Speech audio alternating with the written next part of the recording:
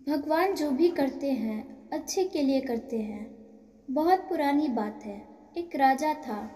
राजा बहुत ही कुशल स्वभाव का था। राजा का एक मंत्री था। वह बहुत ही ज्ञानी और चतुर था। राजा जब भी कहीं बाहर जाता तो मंत्री हमेशा उसके साथ ही रहता था। मंत्री अक्सर एक बात कहता था, भगवान जो भी करते हैं अच्छे के लिए करते हैं। एक दिन की बात है, राजा कुछ कार्य कर रहा था। तभी राजा की उंगली में कुछ लग जाने से उसकी उंगली कट गई। राजा को बहुत दर्द हो रहा था। पास में मंत्री जी भी खड़े हुए थे। तभी मंत्री जी बोले, राजन चिंता ना करिए, सब ठीक हो जाएगा। भगवान जो भी करते हैं अच्छे के लिए ही करते हैं।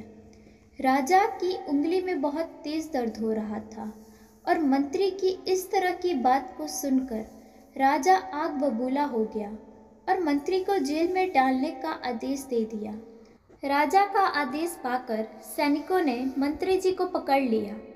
राजा ने मंत्री से पूछा, मंत्री जी, अब आप जेल जा रहे हो, क्या अब भी आप यही कहोगे भगवान जो भी करते हैं अच्छे के लिए करते हैं?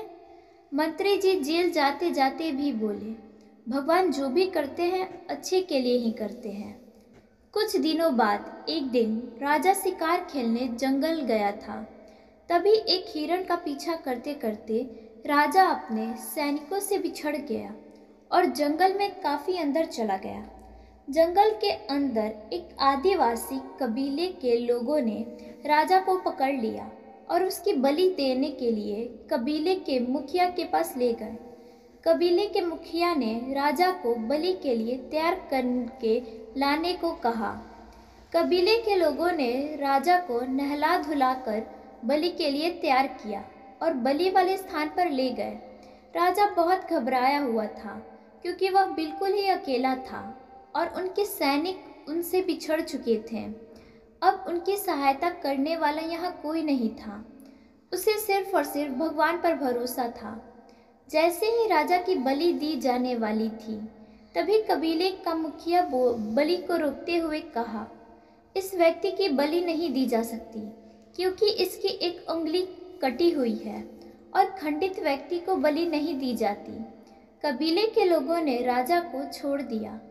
राजा को समझ आ गया कि ईश्वर जो करता है अच्छे के लिए करता है।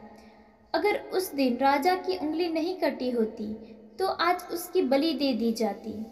जंगल से निकलकर राजा किसी तरह अपने महल में पहुंचता है और मंत्री को बुलाकर पूछता है, मंत्री जी, अब मैं भी यह मानने लगा हूँ कि ईश्वर जो भी करते हैं अच्छे के लिए करते हैं, किंतु मैंने आपको इस महल से निकालकर जेल भेज दिया, तो इसमें आपके लिए क्या अच्छा हुआ?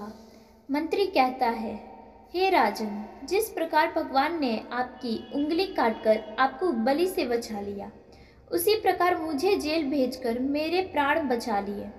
राजा पूछता है, भला वह कैसे? मंत्री राजा को उत्तर देता है, हे राजन, मैं हमेशा आपके साथ रहता था। अगर आप मुझे महल से नहीं निकालते और जेल ना भेजते तो मैं भी आपके साथ शिकार के लिए जाता और कबीले के लोग अवश्य ही मेरी बलि दे देते क्योंकि मेरा कोई भी अंग खंडित नहीं है। इस प्रकार भगवान जो भी करते हैं अच्छे के लिए ही करते हैं। धन्यवाद।